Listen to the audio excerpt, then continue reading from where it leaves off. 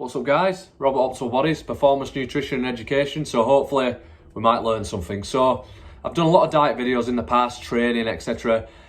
And it's probably a lot of stuff that people are talking about, a lot of the same sort of subjects. But as I've got older and over the years, I've had more and more clients to do with nutrition, training, etc. I take in a lot from it, and I try and study clients and find out, well, why is that client not sticking to the diet? Why I haven't heard from them in a while? Like, what's going on? Why have they gone off the rails? How many people do yo-yo dieting? It's just, I've done it myself, and family members have done it, friends, clients, etc. And you're probably in the same boat. Like, why is it going back and forth, back and forth? Why can't people choose something that they need to eat and then be able to stick to it?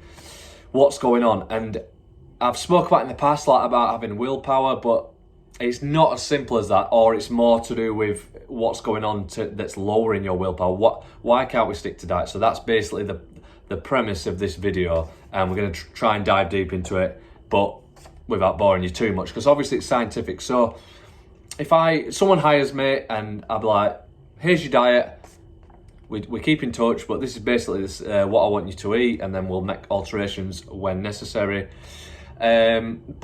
And then a couple of weeks in, it's like, oh, I've fallen off the wagon, I've cheated on my diet, I've gone out drinking, possibly drugs, etc., which we'll get onto. Why does that occur? Like, and it baffles me for a while, and it still does, but I've looked into it and I've tried to analyse clients and myself and think, what is going on? So we broke it down into all the mental side of it. I can't just say to somebody, just have more willpower. Like, has that ever worked for anyone? Do you know, some people might be sort of triggered in a good way by that, and they're like, yeah, I want to be strong. I'll just see it through. It's like, but my view of it all is that our environment has set us up for failure. What I mean by that is the food environment, but also the social environment. So food environment, people, so say someone's making a cereal bar, or they're making some sort of food product that you see in every aisle of Asda, Tesco's, all these supermarkets. Majority of things, they're all bright colours. They might have a friendly tiger on the front to attract children. Do you know, these people who are making these products, multi-billion-pound companies, hire teams of specialists and neurological specialists to make these foods addictive, okay? Which sounds ridiculous, but it does make sense, and it sounds illegal in fact, but these foods are designed to trigger the same pathways in your brain as like a drug, like cocaine and smoking, etc., smoking weed, these sort of things. So your brain lights up, and it's this perfect combination of protein, carbs, fat, sugar, salt, etc. Yeah, usually like really damaging vegetables, seed oil fats, hydrogenated fats mixed with refined sugar. All this perfect combination percentages to trigger, boom, in your brain, more. Have you opened a big bag of Doritos and eaten one? Have you had one bite of a donut? Have you had one piece of chocolate? It just doesn't happen, does it? And that's not your fault, but it's your problem. Okay, so that's what I mean by that. The environment is set up to make it addictive. So I see crap junk food as a drug, and you should too. Okay, you don't have to. You can carry on that way, but truly look in the mirror. Are you happy with your physique? Do you have bags of energy? Do you have a high libido? Do you know skin, hair, and nails, teeth? Everything is it how you want to be? Most people probably, if they're hand on heart, they'll say no. So, and I'm trying to figure out why, and then you hopefully spread this message to you. So, environment is just set up wrong. We're just surrounded by it. Social side, Friday, Saturday, sometimes Sunday night. Most people, they're out and about, they're drinking. So what is going on with this? Okay, so food, alcohol, smoking, nicotine, caffeine, okay, smoking weed. What do all these have in common? They're all drugs, okay? A lot of people probably won't even know that they're ingesting drugs every day. Cup of tea, cup of coffee, chocolate, energy drinks, okay? They've all got caffeine in, okay? That's like, it's a separate subject on its own, which I've done videos about. But it's just trying to show you that everyone is hooked on something. You try go your day without doing those sort of things that you used to. So Cocaine, massive increases in dopamine. And let's be honest, you go into a nightclub toilet, why is there 3 or 4 lads in a cubicle? Okay, I would say 80+% of people are doing it or have done it on nights out, and it's just ridiculous. Okay, that's a higher, different sort of scale, but on a lower amount, this is what drugs are doing. So there's this dopamine pathway in the body. Okay, so eating these crap foods spike dopamine. Okay, caffeine, dopamine, nicotine, vape, smoking weed. Okay, caffeine, it's all dopamine. So what happens when you start a diet? Okay, so if everyone's heard of sort of a come down, so what goes up must come down. So if we're constantly spiking dopamine with bad food, with cigarettes, with nicotine, with caffeine, pre-workout, those sort of things, smoking weed, what happens is your body always wants to remain in homeostasis, in balance. So if your dopamine gets too high, it gets depleted, and your body wants to bring it, basically brings it back down. It tries to remain in balance.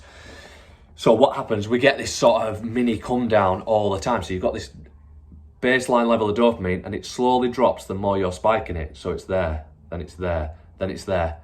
Then all of a sudden you're feeling like, oh, I don't think I'm the healthiest. I've put on weight over the years. I'm not happy with it. I want to lose weight. I start a diet. You're at this low baseline dopamine. How well do you think you do? So this is setting us up for failure.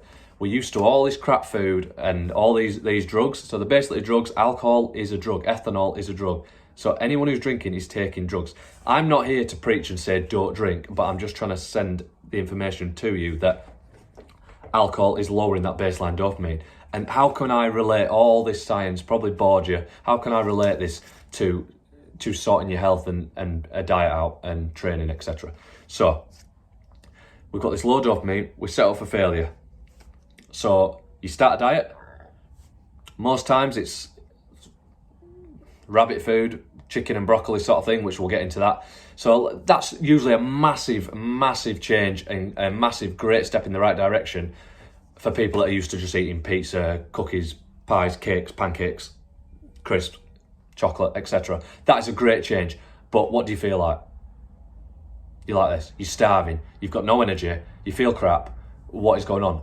You've got no willpower, which is that low dopamine. So how can you have willpower when your neurology, dopamine is a neurotransmitter, a neuromodulator, if that's naturally low, how are you gonna feel good? So dopamine basically it gives us motivation, it makes us feel good, it just gives us that nice baseline if it's in the right place, just making us feel good. So people are stress, anxiety, depression, low dopamine. ADHD could be low dopamine a lot of the times. So what we're going to do with this, basically we need to reset that baseline dopamine. If it's down here, we need it here. If you have it up here all the time, sniffing coke, taking drugs, drinking all the time, it's got to balance out. That's when the come down comes, and then every weekend you just up down, you're just spiking it. We need to sort it. So got a few tips here, if hopefully I've made sense by now. The number one thing is awareness. Like, I want to wear this for a long time, and I've looked into it, and hopefully this will bring awareness to people. Just being aware of what is going on. What is going on when you ingest certain substances, when you eat crap food, when you have a drink, when you have a fag, when you have a vape, when you smoke weed, when you drink coffee.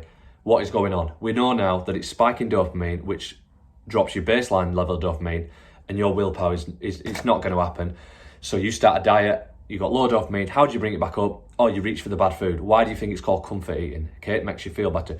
You reach for a drink. Oh, I've earned a drink. I need a drink to feel better. You reach for a cup of coffee. You have a fag. Your inhibitions drop. So that's why. And it's not your fault, but again, it is your problem because your body, it manifests in your body and you get the ramifications of it, the negative effects. Okay, so just being aware of it, perhaps hiring a coach, which is a great first step to people, or doing your own research or trying an experiment.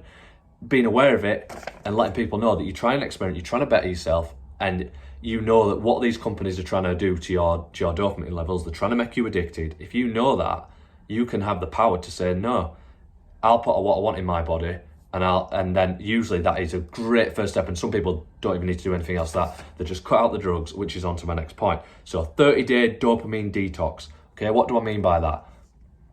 What I've said, alcohol, caffeine, crap food, we all know what it is. okay? Smoking weed. Get these things out of your life for at least 30 days. Do it a month, 30 days, what is that? So basically what it's this massive detox so your dopamine levels can naturally have that nice level of baseline. It'll bring it back up. You'll feel a lot better. You'll have colour in your life, but obviously you get withdrawal symptoms. So you go cold turkey, or you can slowly cut it out. But most of these things, as long as it's not like heavy drugs like heroin, cold turkey probably do a lot for most people. You're going to feel crap for maybe a week or so, 10 days, but then you'll come out on the other side feeling a lot better. Your dopamine can be reset, and you're in a much better position to look at your diet, look at your life, and think, what can I do here, okay? So we're trying to replenish that dopamine. We're trying to reset it. You'll reset your taste buds. So food that we should be eating, which is onto my next point, I want you to nourish, okay? What do I mean by that?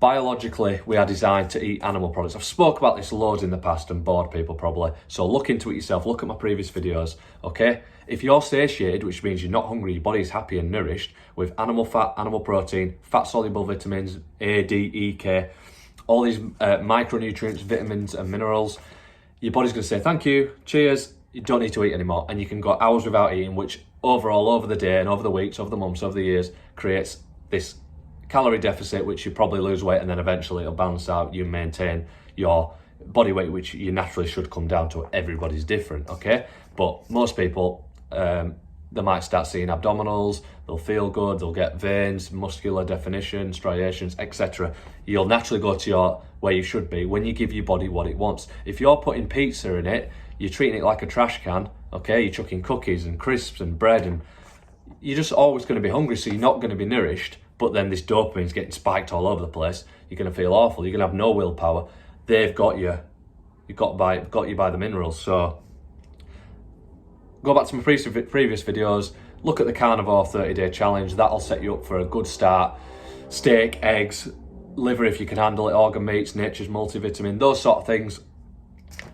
And it's cutting out the crap as well, which we spoke about. So go back to that. That'll help what to do during this 30-day detox, okay? So we've got the awareness, we've got the 30-day detox, reset the dopamine. We've got number 3, which is nourish. And number 4, get natural dopamine. So it's all right me saying like, oh, all these things spike dopamine, but like having sex spikes dopamine, like hugging your children, just holding hands with your partner, eating, okay, drinking. It's a natural, it should happen, but we want it at natural levels. We don't want to snort cocaine and be up here with nicotine, caffeine, alcohol, okay? Bad food. Unreal food, that's why it does it. It's not natural food. Natural food spikes it too high. We're not designed to have that much sugar at once, that much fat at once, or that in that combination, okay? That's what it's doing. So being aware of that, we're probably all drug addicts to an extent, and we can manage that and then see how it manifests into the rest of your life, okay? So we want natural spiking dopamine things, okay? What can you do? Because so if you're going, especially if you're going through that adaptation phase, that slight withdrawal because you've cut out all these things, like Rob's told me to cut out all this, what am I supposed to do? Okay? Go to the gym, spikes dopamine, okay? Not stupid, super physiological levels, but you get how good do you feel? You get that endorphin release, you get that dopamine response, but you've bettered your body, you've lowered your body fat, you've increased your muscle, you've increased your strength, okay? You've increased your cardiovascular fitness. It's all going in the right direction, okay? Just going for a walk, holding hands with your partner, okay? Play with your kids, take them to the park, things like that. Boredom is a huge part of it. If you're bored, eat some crap, reach for the chocolate, eat it all, spike the dopamine, feel good, but then you get the drop, okay? Everyone's on like this mini come down, okay? So, spending time with your family, cold showers, ice baths if you're up to all that side of it, sauna. These things are natural hormetic, so it's like a little stress to your body, like training, creates micro tears in your muscle. A little stress, but you come out the other side and you get something from it. So it's called hormesis, is that. Those are the way you'll get little dopamine spikes while still trying to reset that stupid level, which is always up and down. You're getting that nice baseline level, you'll feel great. And basically your eyes will open, life will have colour, and it'll just be more sort of steady. You're not having the ups and downs. Then I think that is one of the huge secrets of being able to stick to a diet, which I hate to say it, but you should be eating something that you can eat for the rest of your life. A diet sounds short term, but a diet is just what you eat, but it's always represented towards a short-term thing. So if you can stick to it, you'll get the results. That's the main thing. And I think you can stick to it if you are aware of what this addictive food and basically drugs are doing to our bodies. So it was just a little rant. Hopefully you've understood it, and it's all about the mental side of dieting. Like, I can't just say have willpower. I wanted to dive into deep waters of why we probably don't have willpower, and I think it's this depletion of dopamine that's stopping us sticking to our diets and reaching our goals, really, and long-term health. It's all right just wanting to look good, but the better you look, usually your health improves as well, okay? Obesity reduces. I've done videos on that, waist to height ratio, etc., etc. Okay, please like, subscribe, comment. If I've bored you, tell me. If you want to speak about something else, tell me. If you want to hire me as a coach, I do online diet and training programs. I also do PTs if you're in my sort of area. But and if you want to know more about this subject, just drop me a private message and we'll go from there. If you're still listening at this point, thanks very much. Any questions, give us a shout. Cheers, guys.